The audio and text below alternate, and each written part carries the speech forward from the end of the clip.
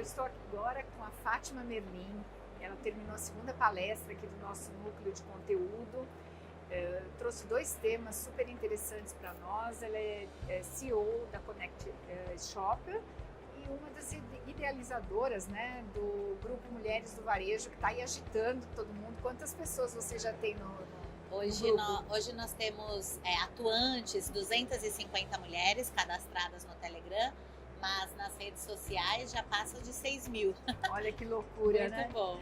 Então nós trouxemos um pouquinho a Fátima, que roubamos ela um pouquinho, para ela contar pra gente que momento é esse que o varejo está vivendo, qual é o papel, qual é essa diversidade que existe, o papel da mulher, o papel de outras, né, outras tribos, vamos dizer assim, no varejo, que a gente tem que olhar com outros olhos. A gente fala muito assim que a gente está vivenciando a nova era, né? Uns falam do varejo 4.0, indústria 4.0, enfim. Mas nós olhamos muito pela ótica do consumidor, do shopper, aquelas pessoas que vão nos pontos de venda, interagem com as marcas, com os produtos. E dentro desse olhar, nós estamos falando de algumas necessidades que são muito fortes, e quando eles avaliam sobre as marcas de varejo, de indústria, que vão se sustentar no futuro e que devem se fortalecer, entre os principais atributos mencionados, nem falam e nem mencionam nada relacionado a atributos funcionais.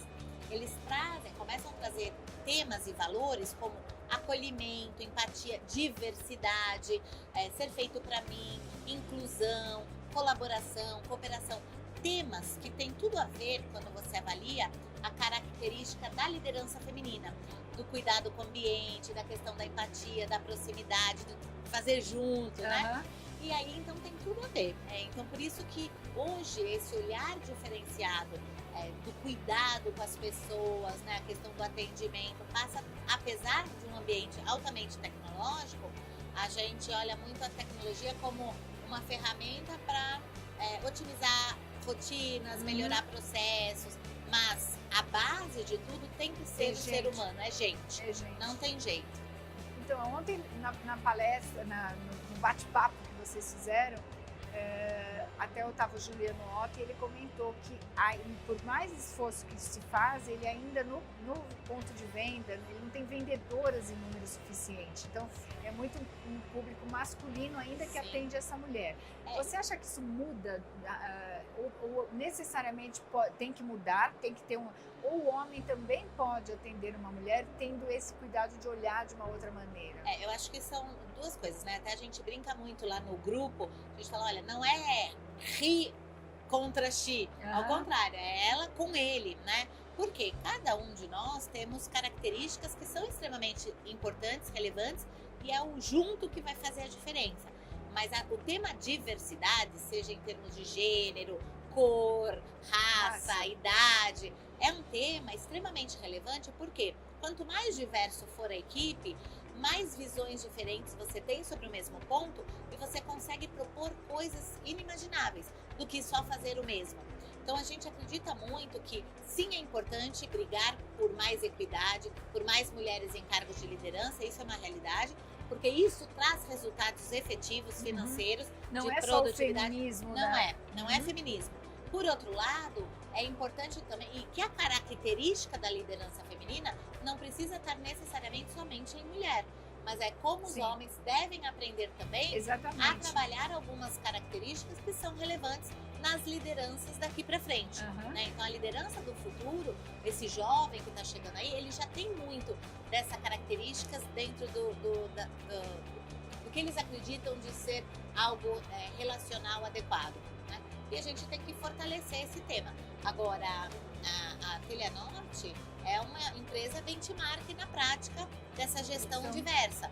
Mas se você olha a média do mercado, sobretudo material de construção, não é a realidade que a gente encontra. Não, está bem longe. Na diretoria lá, que ele mesmo comentou, é acima de 50%, né? Ele tem essa equidade. E ele está buscando para que as lojas também chegam nesse nível. Mas a realidade do varejo em geral é bem diferente. Você quase não encontra mulheres na liderança, né? Na diretoria e se levam. No nosso setor aqui, material de construção é quase mais restritivo ainda, exatamente. Muito mais, porque é um segmento masculino ainda. muito embora quem vai na loja é mulher. Pois é. E a gente tem muito assim, nas gerências de marketing e tal, a gente já tem muita recursos humanos. Exatamente, as mulheres estão nessa parte, mas não no comercial, comando. Operação, vocês são raras. É rara. E interessante também é que quando a gente vem tratar desse tema, é muito interessante porque alguns varejos falam, nossa, eu nem tinha percebido. Então não é também essa restrição, é cultural. É cultural, não então, é a gente proposital. tem que tornar isso público, tem que fazer os pleitos, tem que nos fazer ouvir, porque para que isso possa mudar. Porque as estatísticas mostram que a gente teria essa equidade que a gente tanto quer daqui 200 anos se a gente continuasse assim. Então precisamos tem que se acelerar esse movimento, né? Até porque as empresas vão ganhar com tudo isso. Ontem mesmo no painel lá de liderança feminina a gente estava discutindo a diversidade, a regionalidade também, outros aspectos da diversidade, né? A questão da idade, né? Hoje tanto mulher e homem acima de 50 anos se perde emprego, não se recoloca. Não, e aí a gente tem uma previdência que quer que a pessoa trabalhe até os 65. Quem que vai dar emprego para essas pessoas? São umas coisas que a conta não fecha. Não fecha. Então a gente tem que, de um lado, criar políticas públicas que sejam inclusivas, né? E que permitam a gente realmente ter esse avanço na idade cronológica e, ao mesmo tempo, com potencial de desenvolvimento, porque, na verdade, até pouco tempo atrás, nós morríamos há 35, 40 anos. Sim. Só que a gente hoje dura 100, mas não foi na mesma proporção a evolução no que diz respeito ao trabalho, à educação, à própria previdência. Não tivemos evolução nesse processo. E isso tem que ser revisto, né, para que a gente possa realmente ter um ambiente aí positivo. Agora isso é mundial, não é? Porque o envelhecimento da população, ela é uma variável que é global. Nós estávamos um pouco fora disso, porque era um país novo, mas a gente já está entrando nesse ponto. Mas eu digo, essa falta, especialmente no material de construção, é mundial, né? Você vai em lojas nos Estados Unidos, você também não vê muitas mulheres no atendimento. Esse tema da diversidade feminina, sobretudo, é algo muito recente, mas também está sendo global. A gente tem várias manifestações e associações e órgãos trabalhando esse tema globalmente falando. Então é algo que no Brasil chegou um pouco mais tarde, mas é algo que está sendo... Não tem restrições mais de países, restrições alfandegárias. Geográficas, não. Ela é geral. Conta pra gente um pouquinho por que surgiu o Mulheres do Varejo, né? Que você já trabalha com esse tema, ok, a gente sabe, mas aí o que deu esse start e por que você acha que foi tão rápido? Porque foi um crescimento... Foi incrível. Na verdade, tanto eu quanto a Vanessa Sandrini, que é a outra idealizadora, nós estamos no varejo há muito tempo, sempre tivemos esse sentimento da discriminação eminente. Era até engraçado que a gente vai em eventos de varejo, sempre muito homens, poucas mulheres. Eu, como educadora, palestrante, é sempre 10 palestrantes, é a Fátima Merli. E sempre aquela, meio que, ainda que de maneira não negativa, mas de certa forma brincadeira, né? Agora é o doutor Master Blaster, agora é a nossa amiga Fátima Merli. Naquele tom da piadinha, né, amiguinha. E aí chegou um dia, a gente falou, mas tá bom, a gente tá sempre falando disso, a gente estuda, vê a importância de mudar isso, mas não fizemos nada. E aí, vamos fazer? Aí em outubro, final de outubro do ano passado, nós resolvemos criar o grupo, a princípio com diretoras, CEOs e pessoas próximas a nós que vivenciavam. Que vocês já conheciam. Conhecíamos, então... até no primeiro momento eu não falei, mas só tem amigas, foi pelo WhatsApp o grupo surgiu, né? Só que a coisa foi tomando uma proporção e foi tão genuíno e tão verdadeiro os sentimentos ali na troca com o grupo, que começaram as manifestações, cada um contando a sua história, que se percebeu que era um grupo com a mesma essência e que estava assim sufocada por não ter essa voz, né? E acho que por isso que deu tão certo, porque cresceu tão rápido.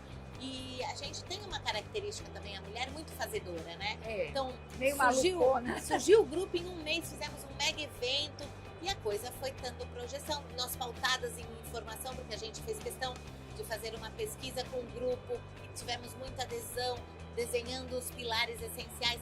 Então, assim, tomou uma proporção, mas muito em função de ser muito genuíno, muito verdadeiro, muito transparente e de ser realmente uma necessidade que estava assim, acho que sufocada, e que as mulheres que se juntaram e foram indicando outras e a coisa tomou uma proporção assim surreal. Por quê? Porque elas sentiram realmente que acho que chegou num ponto que era assim, não dava mais para continuar da forma que estava, né? Mas eu tenho prazer, né, privilégio, né, de ter sido indicada para esse grupo, então eu acompanho o que está sendo falado. Muitas vezes eu concordo plenamente e às vezes eu vejo que a gente, em alguns pontos, até tem uma visão, ou visão não, talvez uma experiência de vida diferente. Muito diferente. Né? Então eu acho muito rico isso. Sim. Porque tem mulheres de todas as idades. Sim, de regiões diferentes. Setores diferentes, né? E dá para perceber que às vezes algumas sentem mais a discriminação, outras sentem menos a discriminação. E eu acho que o trocar de ideias ali é muito rico, né? Muito. Porque eu parei para olhar o setor quando eu entrei nesse grupo. Porque até então eu acho que eu tinha uma postura meio parecida com a da Lilian. Nunca nem reparei que tinha só homem aqui, mas só tem homem, né? Sempre eu tô em todos os lugares só com homens, chamam para reunião, tem 8 homens e eu, né? E aí, até recentemente, uma coisa interessante, um grupo, etc. Vem, você precisa participar para ajudar, dei palpite, não sei o quê. Aí depois fizemos um grupo de WhatsApp para resolver um caso, né? Bem específico. E aí, de repente, quando eu fiz uma pergunta, eu falei assim, não, isso vai ser tratado pela alta cúpula, não sei o quê. Aí eu brinquei, porque eu era a única mulher. Sabe assim, também assim, né? Tipo, a gente só chamou você pra você dar um palpite, agora chega, né? Aí eu falei, é baixo clero, então, não sei o quê. Aí eles se sentiram assim, mas sabe? Sim. Não falaram mais nada, captaram a mensagem, mas eu acho que eu só tive essa reação porque eu já tinha entrado no grupo e falei, pera lá, como assim? Mas essa que é o principal tema, porque até pela postura, às vezes, nossa, história de vida, você não via diferença porque você estava ali e não se importava com aquilo. Quando você começa a perceber e está inserida no grupo, e cada uma reage de uma forma. Eu para mim, o preconceito, me incomodava de formas não paralisantes. Tem outras que se paralisam. Então, eu acho que o grande desafio nosso realmente tem uma questão de tornar visível, né? Engajar as pessoas para sensibilizar para aquele tema que estava ali escondido, camuflado, porque a gente não percebia. Um exemplo aconteceu comigo. Uma amiga minha negra, mulher, falou para mim, você viu quantas negras tinham aqui no evento? Eu falei, não vi, porque eu não faço essa distinção de cor e gênero. Então a gente não tem. Eu fui criada numa família com negros e brancos e tudo junto e não vejo diferença. Mas para quem tá ali, que sente na pele aquele preconceito, tem outra realidade. Então é legal chamar a atenção, porque você começa a ver as coisas com outro olhar. Não mais o seu olhar do seu estilo de ser, né? Mas a Lili é a mesma coisa. Ela falou muito ontem. Ela falou, olha, eu nunca me senti discriminada. Mas a hora que eu comecei a perceber que realmente era a única mulher num grupo de 8, então você começa a olhar as coisas com outros olhares. E esse é o nosso propósito, né? É chamar a atenção para abrir a mente para novos olhares também. E o grupo é rico por isso. Exato. Porque ele é muito diverso, né? Tem religiões diferentes, políticas diferentes, crenças diferentes, histórias de vidas diferentes. E isso agrega para todo mundo. Todo mundo sai dali extremamente, eu diria, energizado, né? Isso que é legal. E onde vocês pretendem chegar? O que você imagina? De fato, primeiro que a gente nem imaginou que ia dar tanta repercussão e ficamos muito contentes, mas isso exigiu da gente também muita responsabilidade, porque, por exemplo, em nenhum momento nós falamos que íamos trabalhar para recolocar mulheres no mercado de trabalho. Em menos de 5 meses, nós já tínhamos vários currículos e já recolocamos mais de 12, mas é uma sobrecarga muito grande, porque nós não temos esse perfil, não sou headhunter e nem né, nada disso. Mas eu achei importante também dar voz, porque eram pessoas que estavam há vários anos tentando recolocação, não conseguiam por ser mulher e querer operar loja, e com o grupo, um ajudando, outro indicando e indo, nós conseguimos fazê-lo. Então, era algo que a gente nem imaginou atuar, nós queríamos atuar muito fortemente nessa questão da consciência, da disseminação de estudos, da Mas na formação do parte grupo, do cultural, né? desenvolvimento, do desenvolvimento intelectual, de melhorar a postura, a autoestima, um trabalho muito forte de conhecimento e desenvolvimento, de ajudar também no crescimento profissional. E como meta efetiva, o que nós temos? De fato, mais mulheres em cargos de liderança, sobretudo alta liderança, e equidade em termos de salário e outras coisas mais. Mas vão surgindo demandas que a gente vai abraçando, que a gente nem estava prevendo, exatamente. A mesma coisa na questão do desenvolvimento de esse varejo 4.0, como que nós mulheres poderemos estar mais preparadas na questão da tecnologia. Então a gente acabou montando um subcomitê de inovação e tecnologia para levar esse conhecimento para o grupo, essa questão do network, da troca, né? Então vai surgindo demandas do próprio grupo e a gente vai tentando construir junto, é né? É tão novinho, né? Ele é muito Eu falo, novo. é uma semente ainda. E tá tão grande, tão motivador, né? Pois é.